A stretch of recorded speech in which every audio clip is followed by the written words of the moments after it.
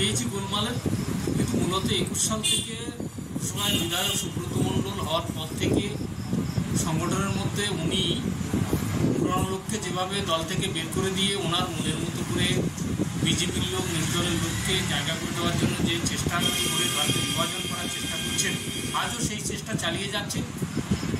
যে আজকে যে এসডিপির যে মাল, তারা যারা 21 সালে এখানে বিজেপি করেছে, পঞ্চায়েতে নির্দল করেছে, লোকসভাতে বিজেপি করেছে, আজকের আমাদের জেলা পরিষদ অনিমেষ মণ্ডলের বিরুদ্ধে যারা ওনার ইন্ধনে যে ছেলেটি দেবাশিস মণ্ডল টেলিফোনে ভোট করলো নির্দলে, তার হাতে মাল যাচ্ছে। এখানে 21 সালে যে বিজেপি পরীক্ষিত নেতা ধীরাজ রায় যে তৃণমূলের বিরুদ্ধে ষড়যন্ত্র করেছিল, তার হাতে এসডিপির মাল যাচ্ছে।